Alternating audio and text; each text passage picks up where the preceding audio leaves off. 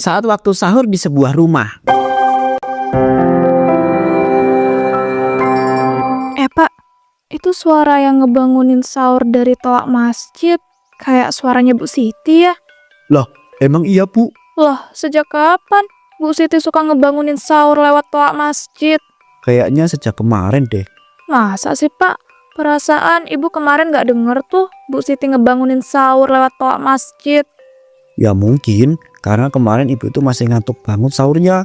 Makanya nggak begitu ngedengerin suara orang-orang bangunin lewat toa masjid. Iya juga sih.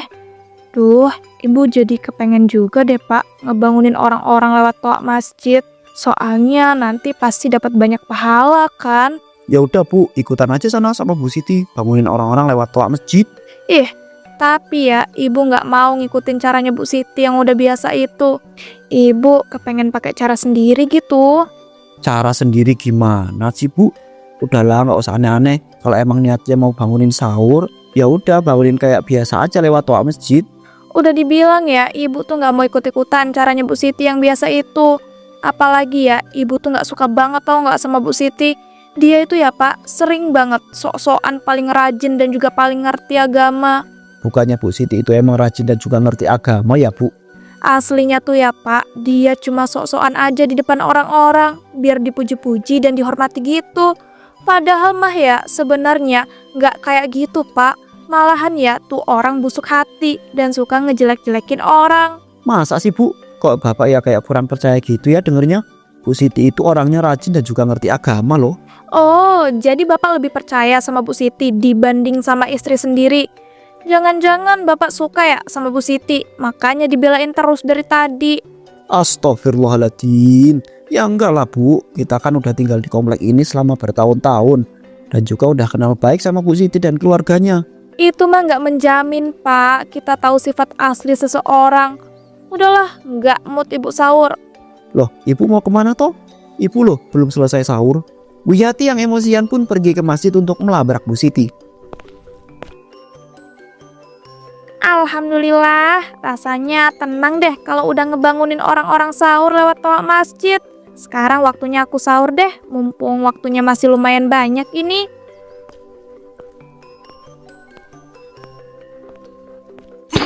Astagfirullah Bu Yati. Bu Yati ini apa-apaan sih? Datang-datang kok langsung dorong saya sampai jatuh. Makanya Bu, jadi orang itu jangan sok-sokan pakai acara segala ngebangunin orang lewat toa masjid. Ibu tuh pengen banget ya dipuji-puji dan juga dihormati. Ya ampun Bu, saya tuh niat dari hati emang kepengen ngebangunin orang-orang sahur lewat toa masjid. Apalagi sekarang ya Bu, udah jarang banget Bu anak-anak atau orang-orang yang ke masjid untuk ngebangunin sahur. Halah, omong kosong. Bilang aja kali kalau Bu Siti itu sengaja kan melakukan hal itu supaya jadi orang yang terus-terusan dipuji dan juga dihormati di komplek ini. Dan karena Bu Siti iri juga kan sama saya yang dikenal rajin ibadah dan juga jadi orang yang paling dihormati di komplek ini. Ada Bu Yati, saya tuh nggak pernah ya yang namanya iri sama Bu Yati. Lagian Bu Yati ini juga nggak terkenal tuh di komplek ini. Sadar diri lah Bu, Ibu aja loh termasuk orang yang jarang ikut pengajian, jarang ke masjid.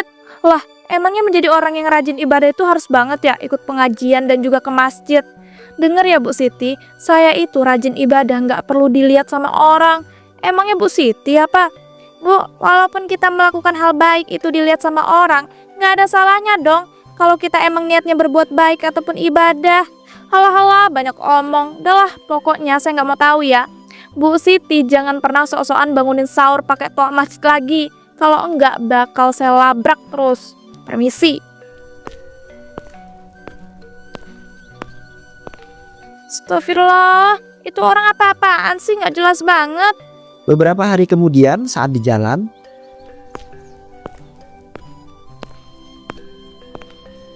Assalamualaikum Ustadz Zaki. Lagi nyariin apa toh? Kok kelihatannya ya kayak kebingungan gitu. Waalaikumsalam, Pak Wawan. Ini loh, saya itu lagi nyariin toa masjid.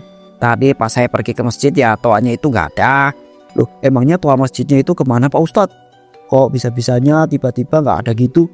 Nah itu dia, saya juga nggak tahu Pak Wawan. Padahal pas saya itu azan sholat subuh toa masjidnya masih ada. Tapi Tadi pas saya ke masjid, toanya itu udah nggak ada. Saya itu tanya-tanya ke orang-orang, pada nggak tahu juga. Waduh, jangan-jangan itu toa masjidnya dicuri Pak Ustadz. Kayaknya iya deh. Tapi siapa coba yang mau mencuri toa masjid yang udah usang gitu? Kalau mau dijual juga Pak, ya nggak bakal laku. Ya juga sih, tapi kemungkinan mau dipakai sendiri nggak sih? Bisa jadi Pak, tapi masa iya harus mencuri toa masjid? Aduh, bingung deh saya. Kalau toa masjidnya hilang, suara azannya itu pasti nggak kedengaran ke seluruh komplek. Kalau begitu beliin toa masjid yang baru lagi aja Pak Ustadz. Kalau nggak salah kan masih ada kas masjid. Iya Pak Wawan, niatnya sih emang seperti itu. Tapi saya pengen berusaha dulu mencari toa masjidnya. Kalau nggak ketemu juga ya baru deh mau saya belikan toa masjid yang baru. Walah iya ya Pak Ustadz. Kalau begitu mau saya bantuin nggak nyari toa masjidnya? Nggak usah deh Pak Wawan. Ini udah hampir mau buka, mending Pak Wawan pulang aja ya. Pak Wawan ini kan habis pulang kerja pasti capek. Iya sih, kalau begitu saya pamit ya Pak Ustadz. Tapi kalau misalnya Pak Ustadz mau minta bantuan, langsung panggil saya aja ya. Iya Pak Wawan, siap.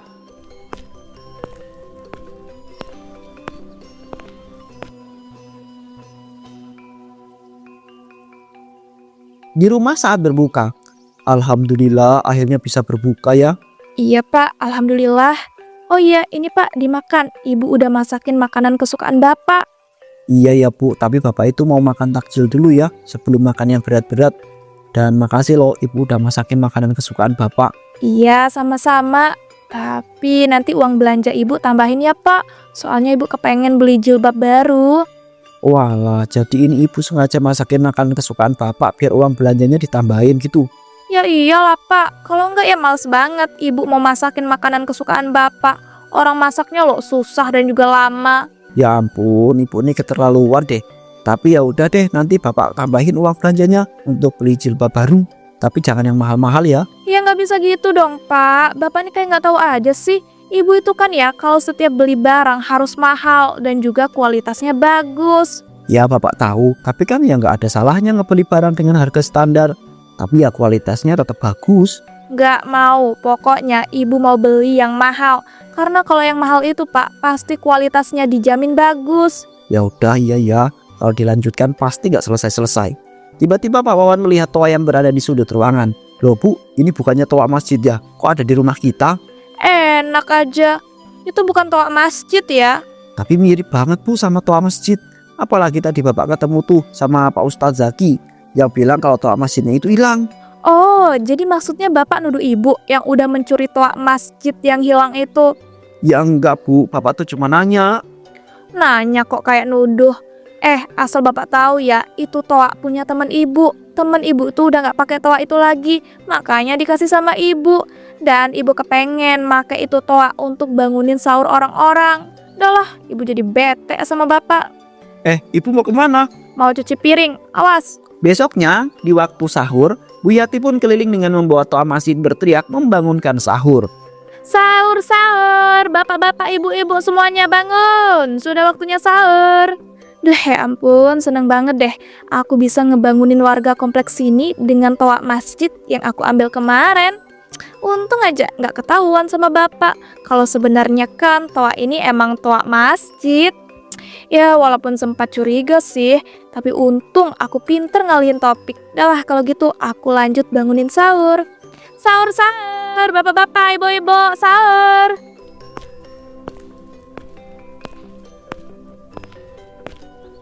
Bu Yati, kalau bangunin sahur itu jangan teriak-teriak kayak gitu dong. Apalagi bawa toa, suaranya jadi besar banget. Bikin telinga saya sakit tahu nggak? Lah, suka-suka saya dong. Kan niatnya ngebangunin sahur, jadi ya harus besar dong suaranya. Bangunin sahur sih bangunin sahur, Bu. Tapi jangan berlebihan kayak begitu dong. Dan ngomong-ngomong, itu toa kok kayak toa masjid yang hilang sih? Enak aja, itu toa saya, Bu. Dikasih sama teman saya. Yang benar, kok mirip sama toa masjid yang hilang sih? Jangan-jangan ibu lagi yang udah ngambil toa masjid itu. Bu Siti, jaga ya omongannya. Punya bukti aja enggak nuduh-nuduh. Ingat Bu, ini tuh bulan puasa. Tambah besar loh dosanya kalau asal nuduh. Astagfirullah, maaf ya Bu Yati. Saya nggak berniat nuduh kok. Tapi bisa nggak Bu, jangan sambil nampar. Sakit tahu ini pipi saya. Bu Yati ini emang benar-benar orang yang suka nyakitin ya. Kemarin saya didorong, sekarang saya ditampar. Makanya Bu Siti, jadi orang tuh jangan bikin emosi. Udahlah minggir-minggir, saya mau lanjut keliling bangunin sahur.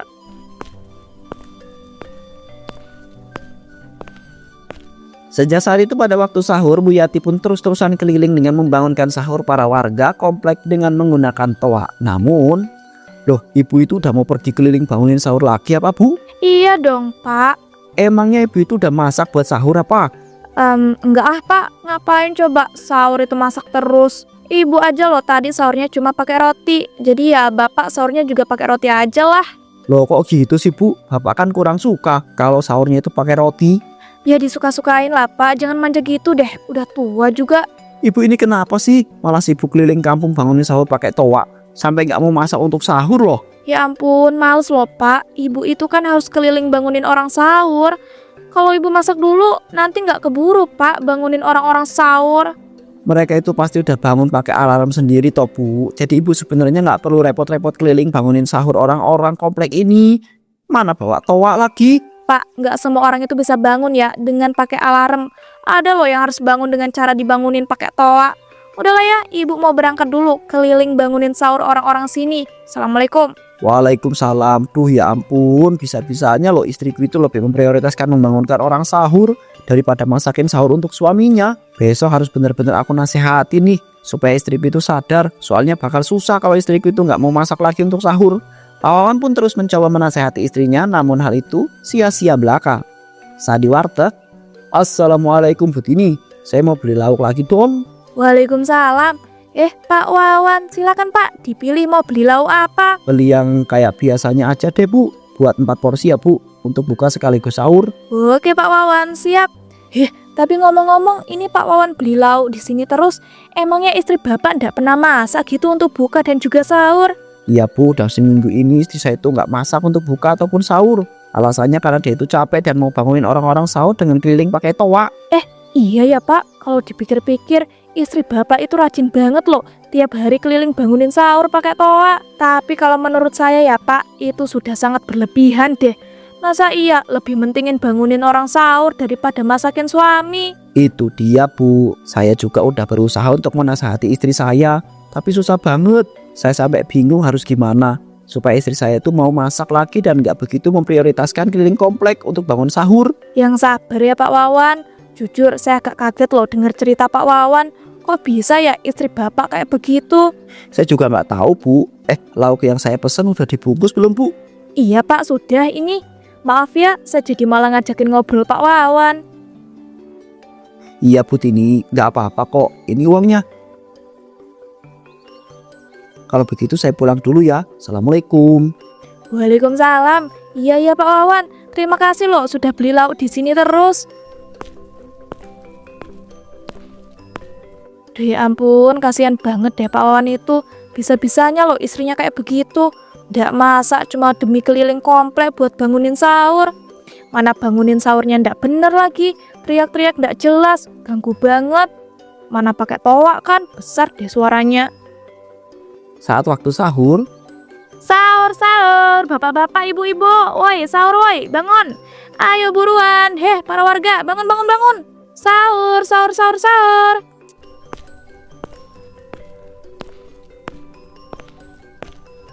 Assalamualaikum Bu Yati. Waalaikumsalam. Pak Ustadz Zaki.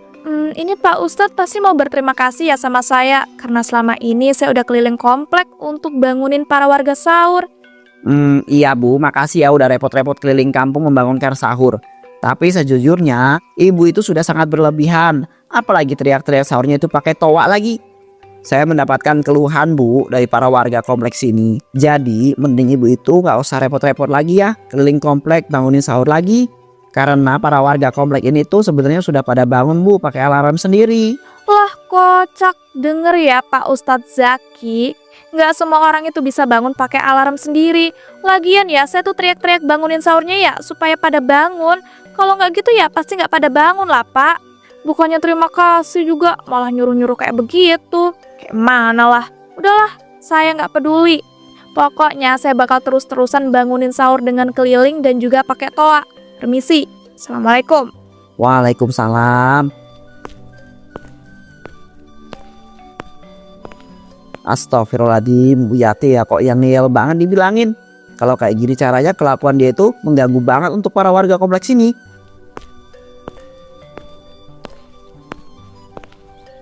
Assalamualaikum Pak Ustadz. Pak Ustadz tadi habis ngebilangin Bu Yati ya? Waalaikumsalam ya Bu Siti, bener banget. Tapi itu orang gak peduli sama sekali, malah marah-marah lagi. Bu Yati tuh emang kayak begitu Pak orangnya. Saya juga pernah loh ngebilangin dia. Tapi ya sama saja tanggapannya. Gak dipeduliin, malah marah-marah. Dan dia tetap pede tuh ngebangunin sahur di komplek ini dengan cara keliling dan juga pakai toa sampai sekarang. Nah itu dia Bu, gimana coba caranya ngomongin itu orang? Jujur saya tuh kasihan loh sama para warga komplek yang merasa terganggu. Apalagi yang punya anak bayi lagi. Iya sih Pak, bener banget. Tapi jujur Pak, saya gak kepikiran loh gimana caranya untuk ngebuat Bu Yati itu berhenti ngelakuin hal itu. Saat di rumah Bu Yati, Assalamualaikum Pak, Ibu pulang. Duh ya ampun, rasanya capek banget sih tiap hari harus keliling komplek ngebangun para warga sahur. Waalaikumsalam. Ibu udah selesai kah keliling komplek bangunin sahurnya pakai toa? Udah dong. Oh iya, Bapak udah sahur kah? Udah Bu tadi. Ya ampun, Bapak ini parah banget sih jadi suami. Bisa-bisanya loh sahur gak nungguin Ibu. Lah lebih parah ibu lah. Lebih memprioritaskan keliling komplek bangunin para warga sahur dan gak masakin suami. Awalnya ibu cuman gak masak buat sahur doang. Makin lama ibu juga gak mau masak untuk buka puasa. Ya suka-suka Ibu lah Pak, gak usah berlebihan gitu deh. Lagian kan masalah lauk itu tinggal beli. Apa susahnya coba? Kalau beli terus, ya itu bikin boros Bu. Ya kalau nggak mau boros, gantian lah Bapak yang masak. Masa iya Ibu terus yang masak? Ibu kan capek. Astagfirullahaladzim, ibu ini lupa ingatan atau gimana sih? Sebelum ibu berhenti masak, kita itu sering loh ganti-ganti masakan. Emang sih, bapak itu nggak bisa selalu ganti-gantian masakan. Karena capek Bu, pulang kerja. Kalau bapak nggak capek, pasti bapak itu bisa kok untuk gantian masak terus. Yes, berisik banget sih. Udahlah, gak usah dilanjutin lagi ngobrolnya. Yang ada Bapak tuh ngomel nggak jelas. Udah ya, Ibu mau sahur dulu. Bapak tadi beli lauknya banyak kan? Iya, banyak. Dan keesokan harinya, Bu Yati, pas banget ketemu di sini. Pak Imron, ada apa ya? Minta tolong Bu, berhenti keliling komplek bangunin sahur pakai toa ya. Emangnya kenapa ya Pak? Seharusnya kan Pak Imron sebagai warga komplek ini tuh berterima kasih. Karena saya tuh udah susah payah ngebangunin sahur dengan keliling dan juga pakai toa. Masalahnya Bu, ibu tuh udah teriak-teriak bangunin sahurnya pakai toa. Sedangkan saya dan keluarga saya itu memang sudah bangun untuk sahur. Dan teriakan ibu tuh pakai toa itu ngebuat anak saya yang masih bayi nangis dan terganggu terus. Jadi saya mohon ya Bu, berhenti. Lah, itu bukan urusan saya lah. Dengar ya Pak, saya nggak akan pernah yang namanya berhenti untuk keliling bangunin sahur pakai toa. Lihat aja nih, saya aja baru beli toa yang lebih bagus dan juga lebih besar supaya suara saya makin kedengeran ketika ngebangunin sahur. Astagfirullahaladzim, janganlah Bu Yati. Dih, siapa Bapak ngelarang-larang? Udahlah minggir-minggir, saya mau pulang. Bu, tunggu. Apalagi sih Pak Imron, kan saya udah bilang, saya itu nggak akan pernah ya namanya berhenti untuk keliling bangunin sahur pakai toa. Apalagi saya baru beli toa yang lebih bagus dan juga lebih besar. Bu, kalau ibu pakai toa yang lebih besar, anak saya itu bakal makin terganggu dan terus-terusan menangis loh. Astagfirullahaladzim Bu. Awas Bu, itu ada truk pembawa toa ngarah ke ibu.